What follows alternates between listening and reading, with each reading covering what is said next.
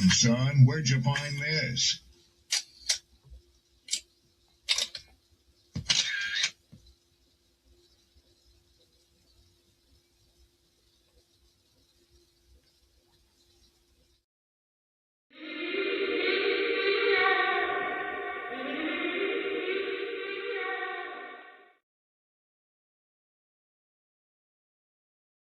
Don't be offended by the truth. They be offended because you called out the truth. Simple as that. They don't want to hear any of the narrative that makes them look bad. One thing I can't stand at this big grown age is somebody who acts like cause and effect does not exist. Like, yes, your actions caused this outcome. Yes, what you did lit the match. Like, why are you surprised and playing victim? Guys, Chico. They never lie. That's how you know somebody doesn't respect you. They listen to reply, not to be understood. They cut you off. They minimize what actually matters to you. They laugh at your boundaries, and then they call you sensitive when you try to hold the line. They show up late, they cancel last minute, forget the things you've told them, because in their world, your time, your energy, even your voice aren't a priority. They're just an option. You see, there are two kinds of people. Those who adjust when they realize they've actually hurt you, and those who expect you to adjust so they don't have to change. You don't need to be disrespected loudly to be disrespected deeply. Sometimes you'll see it. It's just in their tone, in their patterns, in the silence after you're known. Respect isn't what they say when they're watching. It's how they act when they think you'll.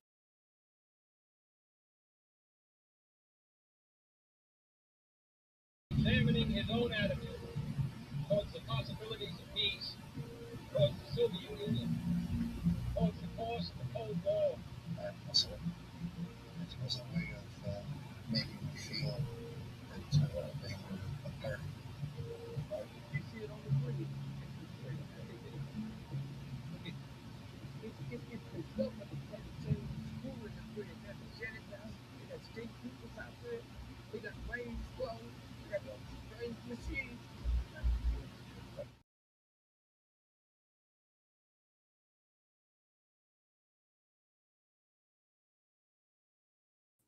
Good evening, good evening, good evening. Peace and blessings. Happy hump day, good people. I'm glad we got to make it here tonight. Everything works out for the way in the time frame that it's supposed to. Shout out to my poets, writers, and content creators. Everybody out here that's doing their thing right now. I hope all is well with you. I got Sydney in the building, woman of the hour. You know what day this is. You know what time it is. Get your notepad out, your pen and paper. You know what I'm saying? I'm just a fly on the wall. Let me bring her up on the big screen. We're going to chop it up. You know how we do over here. Like, share, repost, let the people know that we are on. I do want to give a special thank you to everybody who has been supporting the channel as of late. Thank you for investing and putting time and just even taking a few minutes out of your day to come kick it over here with us. Sid, you are up. What's the word? What's the word? What's the word? Hello.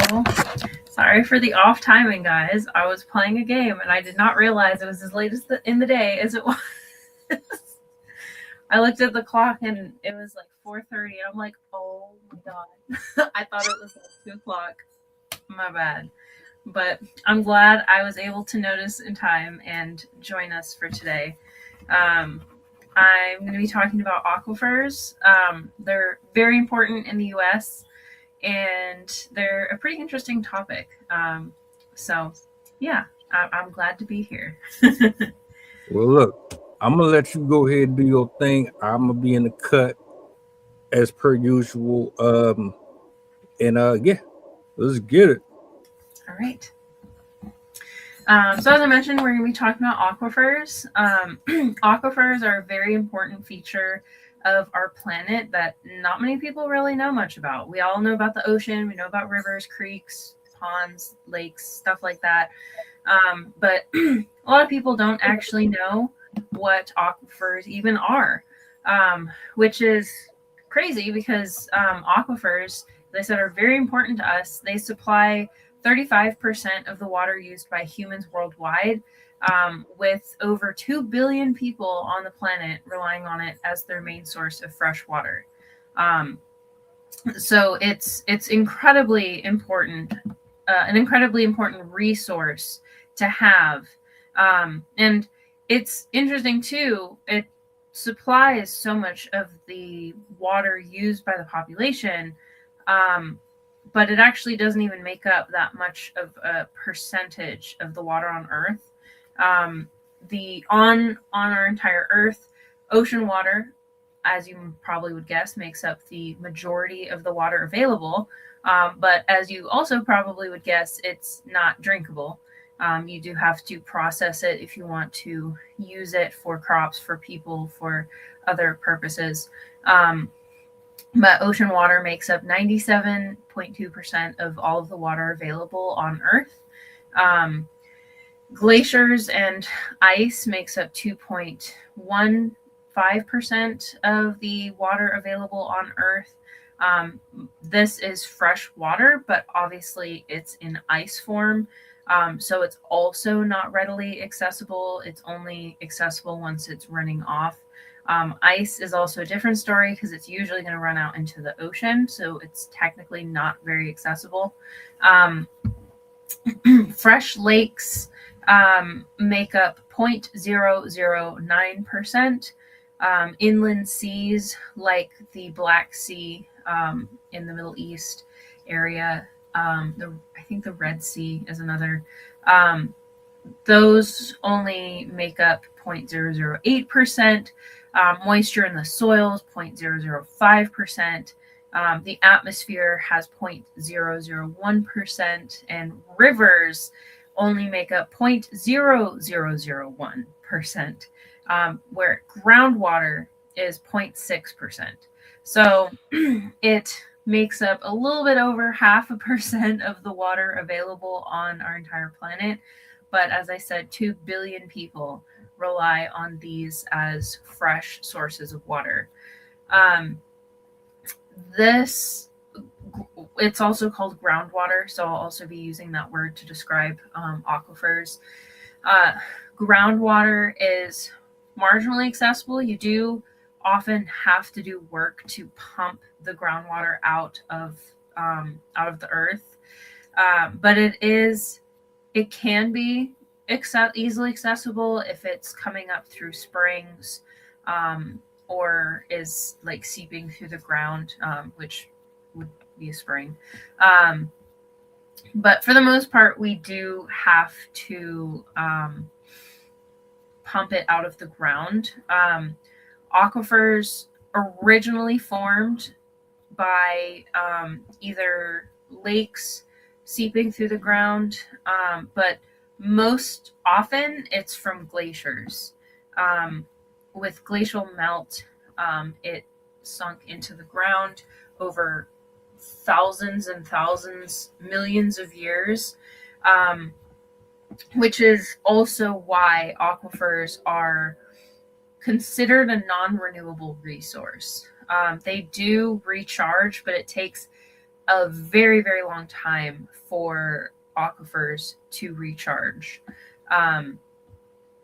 It is basically like a lake underwater, but our usage of aquifers greatly outpace the ability to recharge, especially when we're also taking water from all the other sources. We're taking it from lakes, we're creating reservoirs and taking it from there. We're taking it from rivers, from all the other ground sources, above ground sources of water. Also the evaporation of these water sources don't allow it to recharge. So there's something that we need to know more about. We need to know how to protect, because once we tap them out, we aren't going to be able to have access to this water. And that's a lot of people that rely on these particular sources. So we have a lot of different aquifers in the United States, but a lot of them are being depleted very quickly. So that's why I wanted to talk about this today, because I think it's an important topic for people to understand, especially people that are reliant on these sources.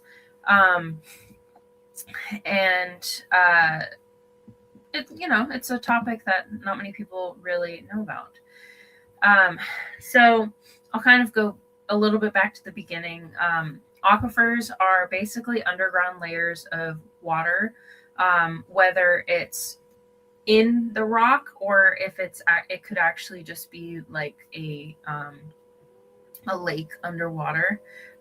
It can be both, where it could be like seeped into the material, but then it can also be like an actual pool, very, very large pool.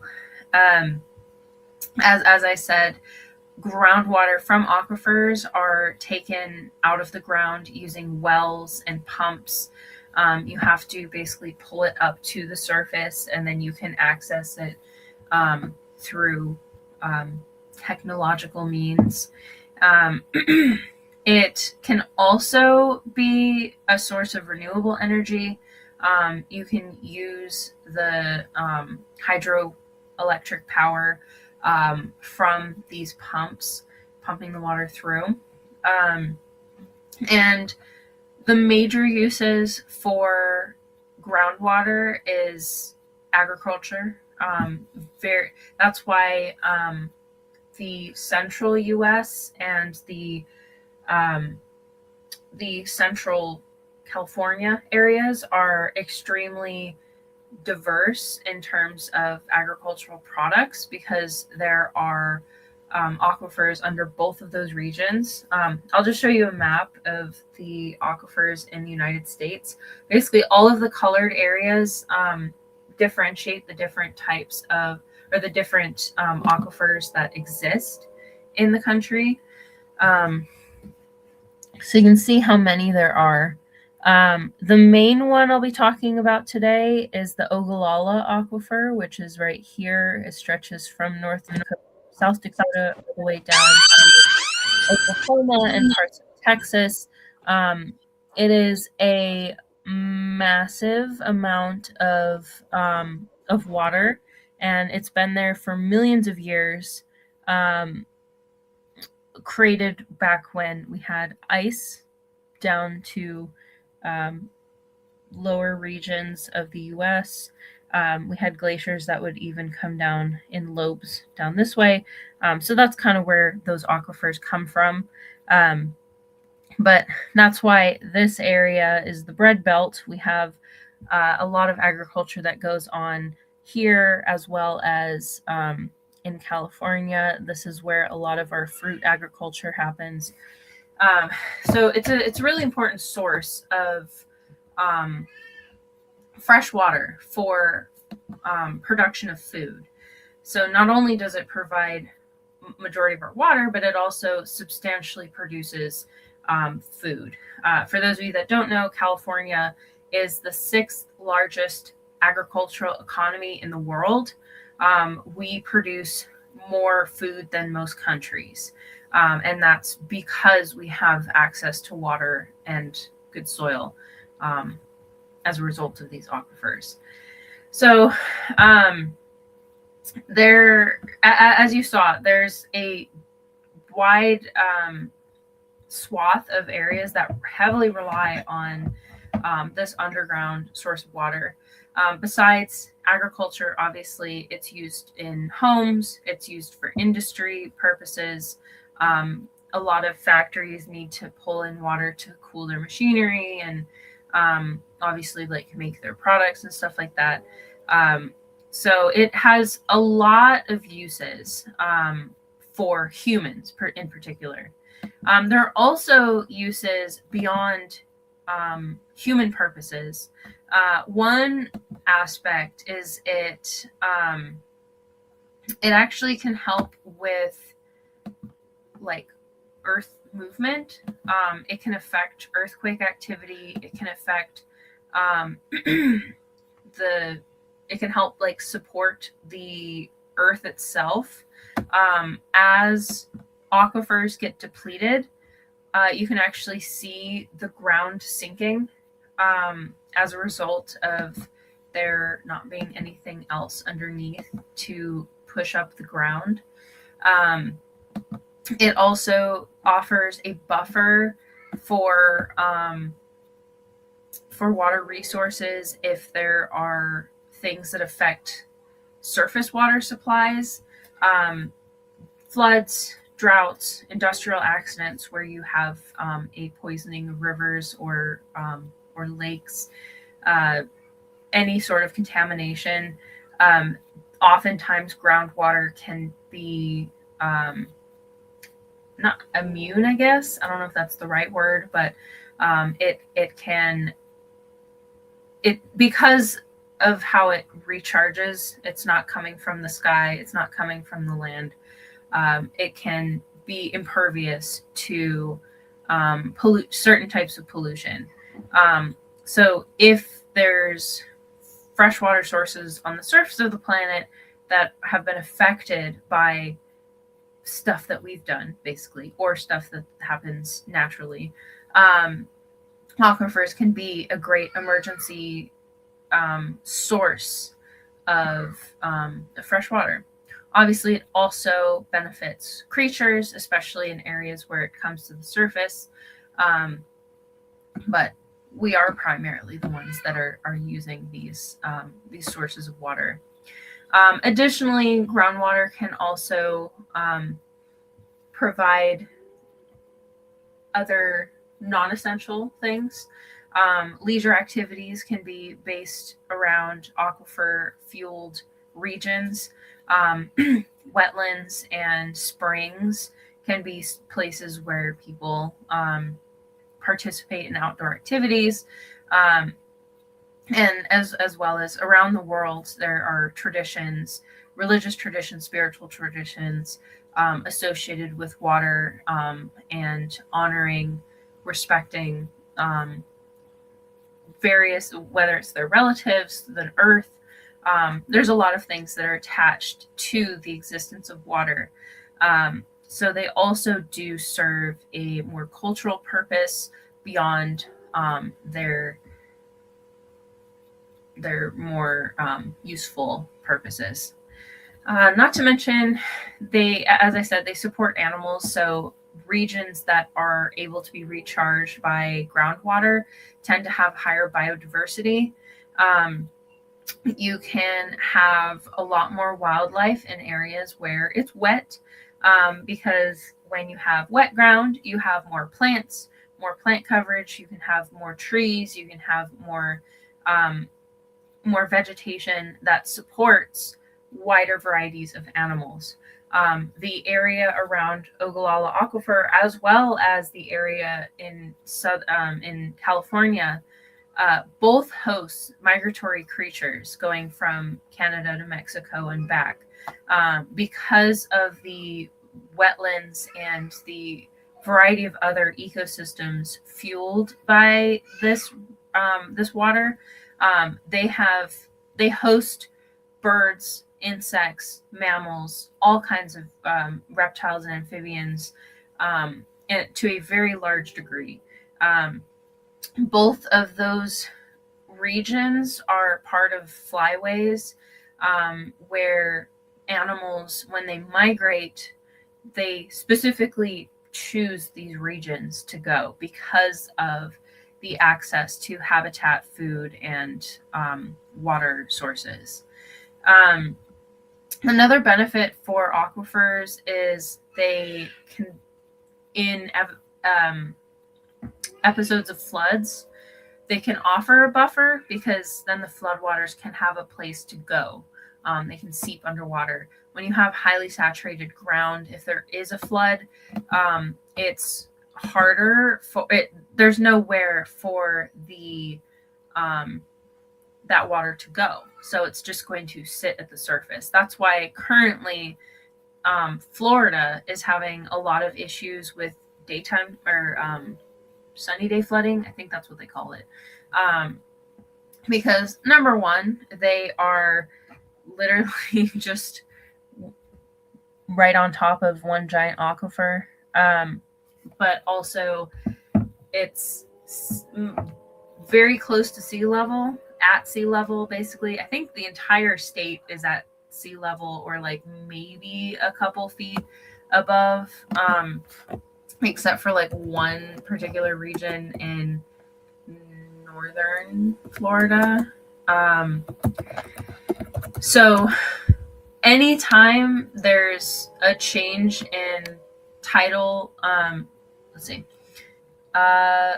Florida's highest elevation is 345 feet above sea level, with most of the state being extremely flat and having elevations below 12 feet above sea level. So anytime there's rain or no rain and you just have an increase in tides, there's something called king tides, when the moon and the sun are lining up in the right way, and that the tide is much higher than it normally is, because then you're having a double pull as opposed to just from the moon. And so with that, you can see king tides, where the water comes up much higher than it normally does. And so you can have sunny day flooding, where the ocean is literally just high enough to just come onto land, without storms or anything there. Florida is very well known for this. They have a lot of issues with flooding. There's certain areas of the state that see flooding regularly. So yeah, they're just one of the examples of why saturation of the soil can be problematic when there's flooding, because there's nowhere for it to go. Whereas in other areas that have emptier aquifers, the flooding is able to kind of seep into the ground faster and doesn't sit on the surface as long as it could have. So yeah, they're very important for our communities. They're very important for us to drink. They're very important for our plants, for our ecosystems. So we need to protect them. And that is something that we are not doing so great at. Especially in the United States, we use a lot of water in comparison to other parts of the world. We are very blessed to have industry, a combination of industry and resource. But we also have a greater population condensed into smaller areas, and kind of widespread as well. So using the aquifers often ends up depleting them, rather than there is no like some in, some out. We just kind of deplete it. In the one that is in the news the most, or at least the one that I've heard about the most, I started hearing about this one in high school, is the Ogallala Aquifer. That's the one that I mentioned that goes from the edge of South Dakota all the way down into Texas. It covers, it is used by, 8 states: Wyoming, South Dakota, Colorado, Kansas, New Mexico, Oklahoma, Texas, and I would guess other states also export water as well from there. Nebraska as well, if I didn't say that. It was originally discovered in 1898 near Nebraska, because that is where the deepest or thickest part of the aquifer is located. And they started extracting from the aquifer for agricultural purposes in around the 40s, partially because of World War II, they needed it for their factories and stuff like that. But also because at that time the population was really starting to jump, and so they needed to start really ramping up agricultural production. It also was it was also because at this time we were starting to develop engines that were able to power these wells, so it made the extraction more efficient.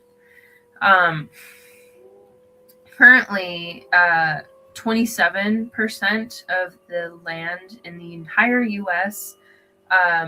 Lies on top of this aquifer, and 30% of the groundwater is used for irrigation in the U.S.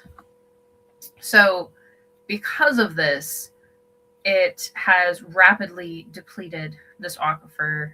Since the 1950s, they've reduced the volume of the aquifer by 9%.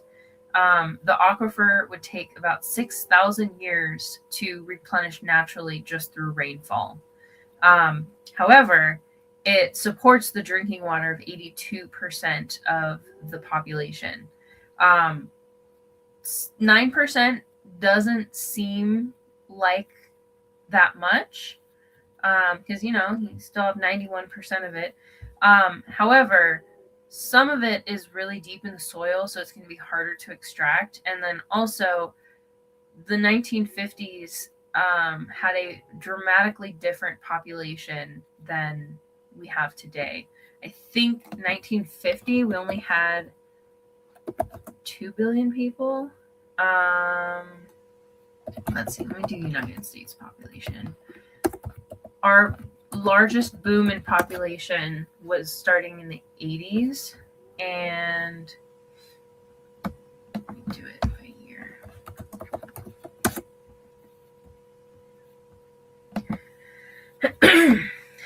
In 1950, the U.S. was made up of 148 million people. Today, we have 343 million people. So we've just about tripled the amount of people that live on the planet. I mean, in the U.S. specifically. So we are using the Ogallala Aquifer at a much higher rate than before. Let me double check their numbers for today.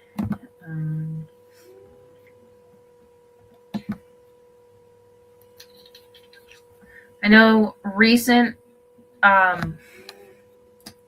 checks have found that on average, it's reduced the thickness of the aquifer by a foot.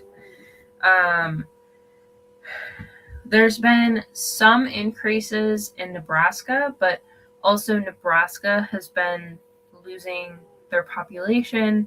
They've also been having more rainfall, I believe. They've had less snow and more rainfall, so it's allowed it to kind of recharge. It looks like the areas, just from the map I'm looking at, that are seeing the recharge are along the North Platte River. So that's probably also a factor, is that river is helping that area stay recharged. However, areas through Kansas, Oklahoma, and Texas are being depleted quite significantly. There's some parts in North Texas. Yeah, that's like northwest Texas, have seen declines of more than 150 feet in water level changes, as well as certain parts of Kansas, the Texas Panhandle, and then large swaths from Colorado all the way down to Texas have seen between a 5 and 50 foot decline in water.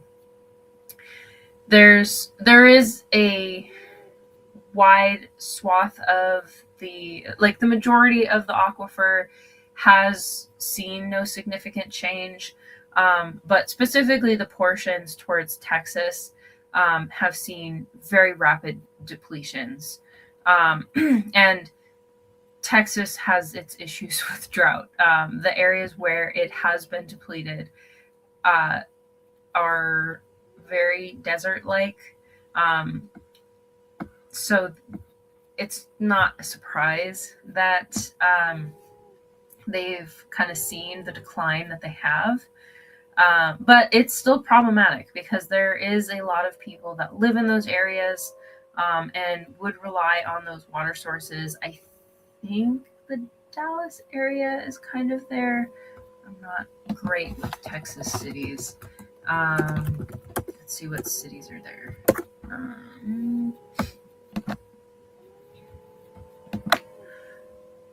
Let's see. Amarillo, Texas, Lubbock, those would be significantly affected by the depletion. And again, those are areas that don't see a lot of rainfall, so they probably heavily rely on these sources of water. Aside from their rivers, there are 5 main rivers in Texas alone that run through those regions: the Canadian River, Red River, Brazos River, and Pecos River.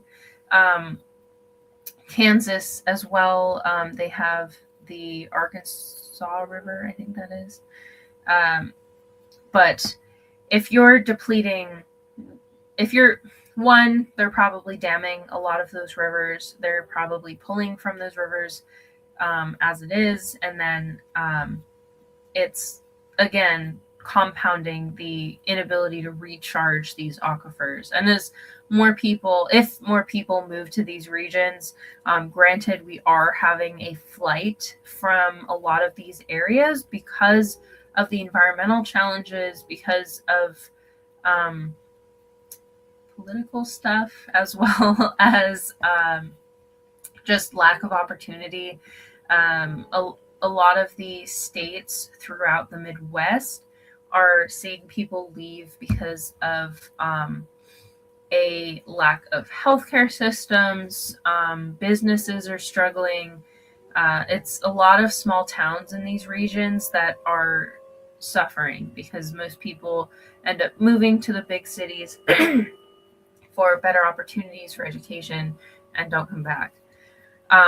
Besides agriculture and industrial jobs, there's not a ton of stuff out there for people in comparison to the big cities that are also going to have like tech companies and large hospitals and the big type businesses that employ the most amount of people. So it could end up being a good thing. If you move a lot of people out of these regions, then you won't have to support as many people with this water, and it might actually allow it to recharge. However, the population keeps growing and we never know. So yeah, it's it's important to track this, the output as well as the input, which is why it's great that we have so many scientists that are interested in preserving the Ogallala Aquifer as among other aquifers throughout the U.S. This region alone, the Ogallala region, has a $35 billion agricultural industry as of 2007. So that has undoubtedly increased with inflation and everything like that. But one example of what can happen when you deplete these sources is the Dust Bowl.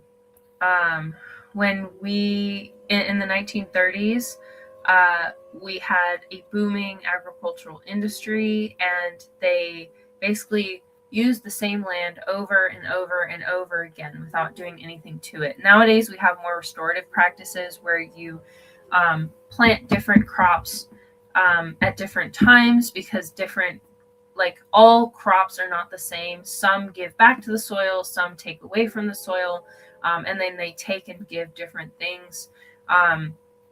So you plant, like, let's say you have a crop that's more like silica intensive and it pulls more out, then you'd plant plants that contribute that back to the soil.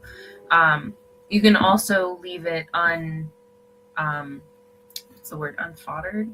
I forgot the word is, but where you leave it fallow, empty, and pick certain times of the year. But again, we have more restorative practices, so we are better at managing the soil. However, fertilizers are often used to artificially replenish the soils, which have their own issues. But in the 30s, the intensive agricultural issues, the repetitive farming, the same crop over and over and over again, not only depleted the nutrients from the soil and made it basically just dirt. The difference between dirt and soil is broken down rocks and dust, whereas soil has actual organic matter in it. So they basically got to the point where the topsoil was no longer soil, it was just dust and dirt.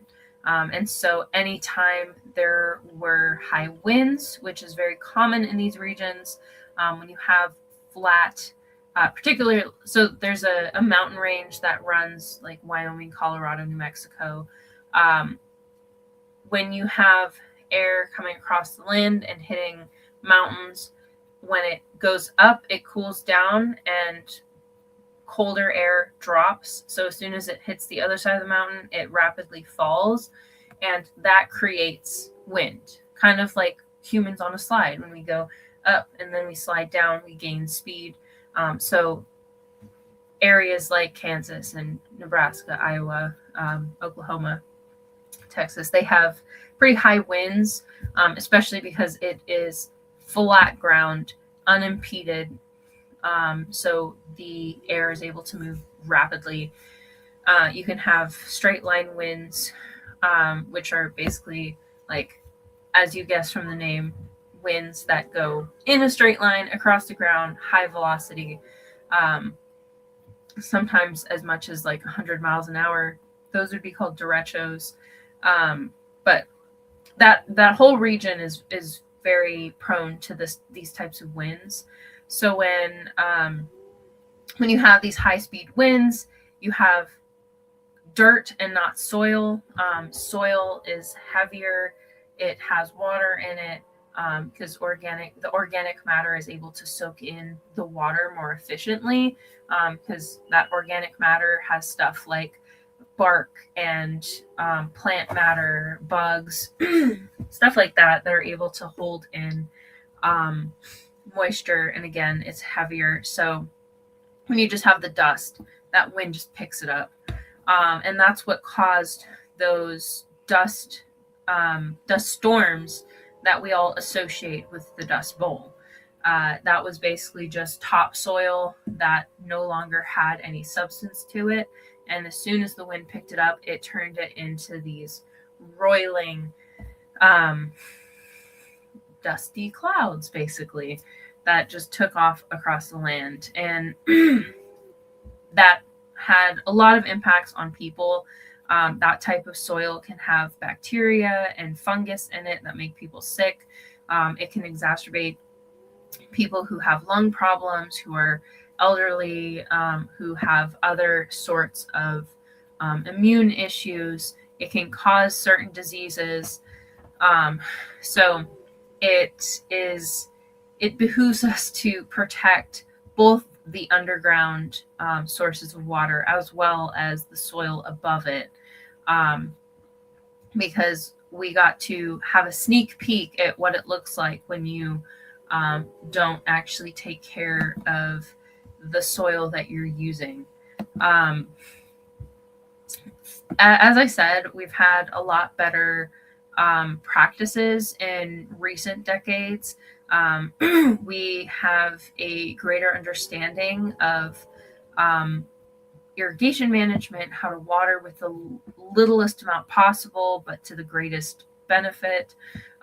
They've also adjusted the types of crops that they use. Instead of just corn everywhere, wheat everywhere, which are highly water intensive, they can, as I said, switch it out with crops that are more resilient to drier conditions. And we can adjust the type of agriculture that we're using. In California, we, as I said, heavily planted fruit trees, which take way more water than ground crops would take. So this is why you wouldn't really see that in those regions, but you see them heavily on the East Coast, particularly in the South, Georgia, South Carolina, Florida, Louisiana. Like, they have very heavy fruit producing areas, as well as California. So yeah, we have been developing better practices that prevent the extraction of water. But that doesn't mean that this situation is solved, because the additional factor to this is climate change. With climate change, we're going to be seeing a decrease in year-long rainfall, but simultaneously, when we do have storms, they're going to have higher capacity for precipitation. And when you have storms that happen in very short periods of time, it doesn't allow the water to seep in as effectively, because it's going to run over the land, go into the river systems, and go out to the ocean. As opposed to if you have drizzles day after day, it sits on the soil and it soaks in. Small amounts of water are allowed to like pool on the surface and slowly sink into the soil. But when you have large amounts of rain at one time, it'll literally wash the soil away. On top of that, you're going to be switching from winters with heavy rains or heavy snows, and switch back to really intense droughts. Because one of the things about climate change that a lot of people get wrong, I hear this a lot from politicians, and it frustrates me to no end when I see this, is there is one incident in particular that I'll mention, but this does get said a lot as well. The one incident in my mind is there is a senator, I believe, senator, congressman, something like that, from Texas, I think. He brought a snowball from outside and was like, okay, so it was Senator James Inhofe from Oklahoma. He brought a snowball onto the Senate floor as evidence that the climate isn't changing. He was trying, granted, it was in 2014, but still, he brought a literal snowball into the Senate and said, I asked the chair, do you know what this is? It's a snowball just from outside here. So it's very, very cold out, very unseasonable. And then he threw it to somebody, and basically went on to say that the continued existence of snow disproves climate change. So there are a lot of people that are very uninformed, particularly people that are making policies about it, and think that, oh, cold weather means climate change is not happening, which is definitely not the truth. What happens is as the atmosphere warms up, you have greater swings in weather, because as the atmosphere warms, warm atmospheres are able to hold more water. And so when you have more water, you have the potential for more rain and for more snow. So when the surface conditions on the where the air meets the land, when that is cold enough for snow, that precipitation comes down as very, very heavy snow. Because basically you have the drought, you have all of that water gets soaked up into the sky, and then as soon as you have conditions where it allows precipitation to happen, you have all of it happening all at once. So climate change does increase winter weather, but it also increases summer weather. So you're going to have longer droughts that soak up more water into the atmosphere. And so when you do have your shorter, more bitter winters, you're going to have way more snow, way more rain. And as I said, it doesn't recharge the same because it's just going to wash over as floods and go out to the ocean instead of sitting on the soil over time, seeping in. It's kind of the same thing as, like, I don't know if this is a good example, but like when you take a shower, you're gonna like wash yourself and it's gonna wash over you and your skin might get moisturized and stuff. But then when you go like swimming in a tub, yeah, that was a really bad example. I take that back. That's not a good example. But here's a different example. When you have the hose on at a trickle, it'll come out and seep into the ground and you'll have a wet spot where that hose was leaking. But if you turn on the hose at full force, it's going to basically just jet away the earth that it's touching. And that's kind of the very tiny example, I guess, of what, or representation of what that looks like in atmospheric terms. So yeah, when you have greater amounts of precipitation running over the land, it doesn't have the opportunity to actually like go into the aquifers. So you're basically going to lose more water during hot parts of the year, but then it's not going to replenish itself when you have more rain and water later. Not to mention when you have high quantities of rain all at once, a lot of places are forced to release that water from their reservoirs and out of dams. Otherwise, you risk it overflowing. And so in that sense, you also can lose a lot of water because you have too much water, which sounds counterintuitive, but yeah, if you aren't set up to capture that type of precipitation, you're going to lose the opportunity to use it because there's going to be too much for you to handle. So climate change is going to be a big factor that affects how aquifers are doing into the future. So again, that's another reason why it's so important for us to understand what's happening below our feet. Because as I mentioned earlier, depletion of these aquifers doesn't just affect our drinking water. It also affects the biodiversity of regions. When you dry things out, you don't have wetlands to support diverse populations of creatures. Wetlands in particular are vital for creatures big and small, because not only does it support fish, but it also supports amphibians and reptiles, which are one of the very, very important food items for larger animals.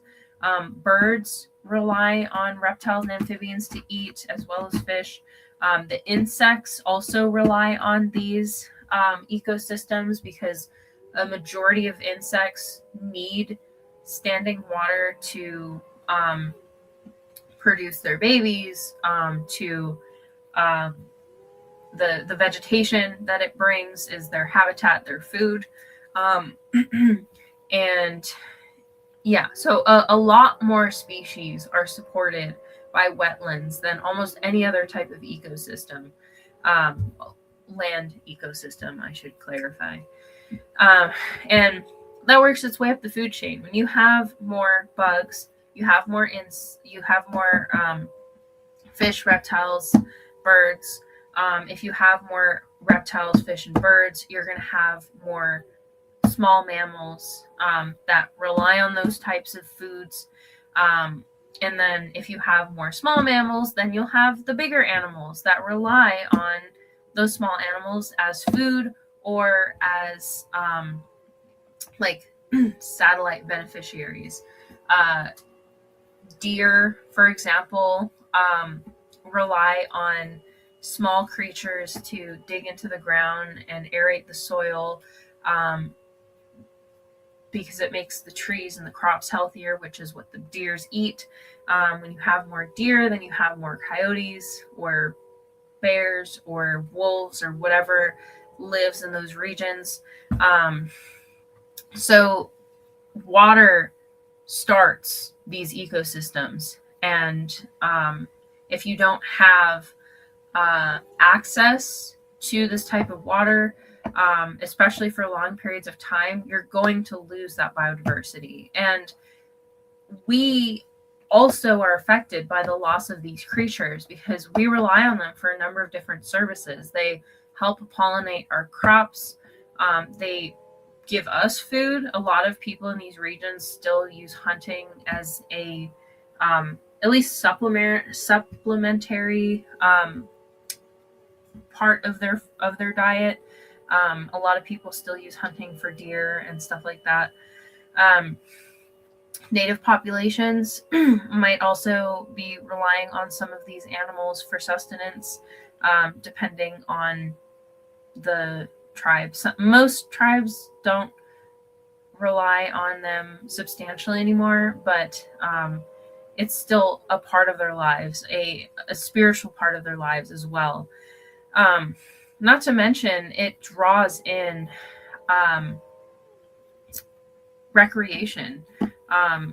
They draw in bird watchers. It brings in like kayakers and people that just like exploring and going hiking, and like there's you name it. There's so many different activities that are associated with water sources that to lose it would really affect our industry, because travel is a huge part of American industry. And if you don't have like viable ecosystems, people aren't going to go there. And so the communities that live in those regions that rely on the tourism are going to die off because nobody's going to want to go there. If there's nothing there, if it's all dead. So a biodiversity of wild creatures still benefits us. And not to mention, the bugs themselves are wildly important. People have no idea how many services insects and bugs provide. We mostly think of them as a nuisance, like, oh, we have spiders in the house. Oh, I have termites. Oh, I have mosquitoes flying around my house. But those are just a few out of the thousands of insects that exist that do services for us, such as decomposition, making sure that organic matter doesn't just sit there and rot and turn into disgusting sludge. They turn it back into usable components that plants can use. For example, you can't just take a plant and plop it into food scraps. You have to compost the food scraps and allow the bugs and the bacteria to turn that into usable soil. Insects play a large part in that. They eat it, they break it down, their excrement turns into that soil. They also, as I said, serve as food for everyone else that's bigger than them. They also pollinate plants, aerate the soil. Aeration, as I said, with the deer, is very important for making the soil like compacted soil isn't good for roots. Roots of plants still need air. And so the little tunnels and stuff and the digging they do in the dirt, that allows the roots to have access to air, oxygen, and prevents rotting. Because when you have compacted dirt around around roots, it basically can kill off the roots, and then the plant starts to rot from the base up. And obviously, that's their sort. That's their version of the stomach, and you can probably imagine how detrimental it would be to have your stomach rot out from under you.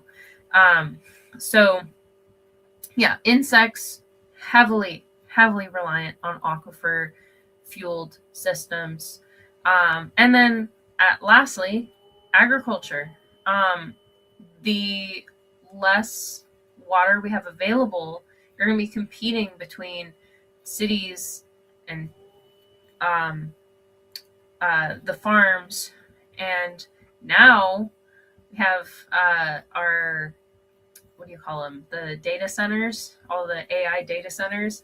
Those take tremendous amounts of water. One of the stats that I heard of recently was for one data center, it used in 3 days the same amount of water that a city used in an entire year.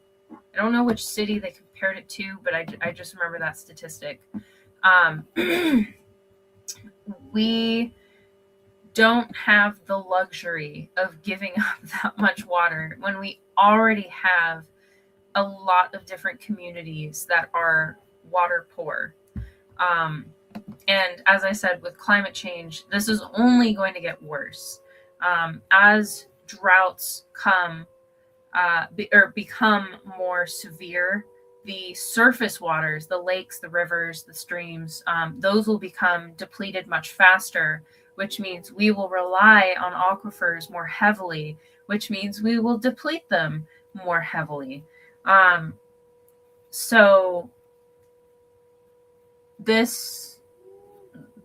climate change issue is something that we can't continue to ignore. I know I've done so many different episodes on climate change, but I always find myself coming back to it because of how much it affects everything that we do. It affects how we eat. It affects the animals. It affects the systems that we rely on. And I think I mentioned this earlier, but I'll kind of bring it back. If you allow these systems to get depleted, you start to have ground sinking. And with ground sinking, you can have sinkholes where the ground literally falls out from underneath whatever's there because you have a space now where the water used to be. And I look it up on Google. There's plenty of images of houses that literally just fell into a hole in the ground, or disrupted roads because it formed in the middle of a road. We have to be very careful with how we treat these water systems because it can affect everything. It can affect the infrastructure placed on top of them. It can affect our agricultural systems. It can affect our wildlife. It can affect us directly. And if they think that they want to start using them for fueling their data centers, that's going to be even worse, especially because there's also a high risk of them. They already have issues with them polluting water sources. There are places in Texas, in Oklahoma, in Kansas, even in California, that the community members can no longer use their water safely. Certain places have a boil before drinking order because of the contaminants that are in the water that they've relied on for generations.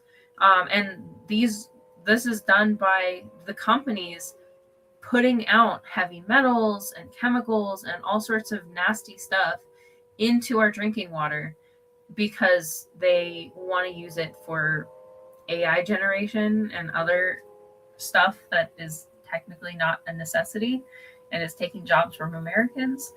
So yeah, this is something that aquifers are something that we need to protect. If you rely on aquifers in your area, you can always look it up by your address, see where the water comes from, how it's used. This is something that we kind of have to fight for. We have to let our politicians know. We need to let the companies know how we want our water to be treated, because unfortunately we're at the point where most of these companies are rich enough that if they want it, they're just going to buy it. And we cannot afford to lose the last resource that we have that is not controlled. I mean, it's starting to become controlled by an industry, but we can't let it be controlled, because water is not just a want, it is a necessity. We will die within 3 days if we don't have water. And we really, really do not want to get to a time that we see 1930s conditions in our country, because that would devastate our agricultural industry. And we're already having agricultural problems because of the changes that we're seeing in the climate. And we really don't need to add depleting our aquifer systems to the list of problems, especially because that's something that is going to take thousands of years to reverse.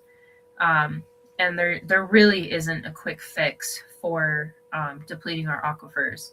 So yeah, it's a very not talked about topic. I remember when I first learned it in high school, I didn't even know what I had never heard of the Ogallala Aquifer before.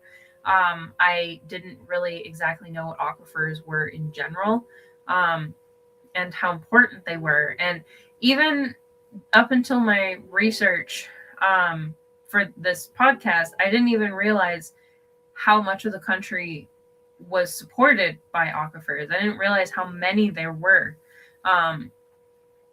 But it's just another environmental aspect that we really need to know about as people, because these are the systems that we rely on, that our animals and wildlife relies on, that our food sources rely on, and that don't really get a lot of protection energy. Like, we of course love to protect the oceans. People fight to protect rivers and lakes, but not very much is done for aquifers. So that's why I wanted to talk about this topic today, to bring your attention to the importance of aquifers, the impact of them, and the impact that we are having on aquifers.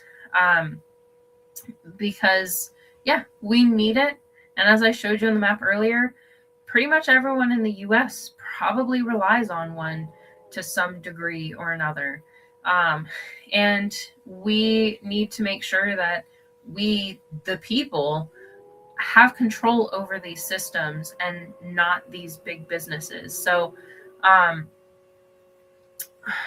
there's not a lot of legislation that I know of, at least, focused around these things, but this is stuff that we can push for as taxpayers, as landowners, and as we all should be advocates for ourselves, for our environment, for our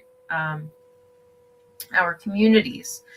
And if we hear about things where they want to take advantage of these resources, we really have a duty to fight back against these companies, to protest them, to demand that they stay out of our cities, that they, I'm talking about AI data centers in particular, that they don't have ready access to all of our water just because they want it for their stupid technology. I'm a little biased here because I really, really despise AI companies, but yeah, this is something that we need to pay attention to, and I hope this video brought attention to it, was interesting to you and educational, and maybe gave you something else to learn about, or to help build your understanding in how some of the water systems in our country work. But yeah, before we go, also, the United States is not the only country that relies on aquifers. Of course, a lot of other countries and continents rely on aquifers as well. There are those all around the world, but I specifically chose the United States, obviously, because we're here, but also our country kind of has an abysmal environmental record right now.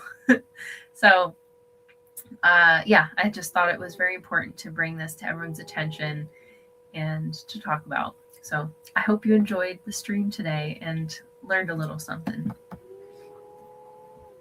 Examining his own attitude towards the possibilities of peace, towards the Soviet Union, towards the course of the Cold War. It was a way of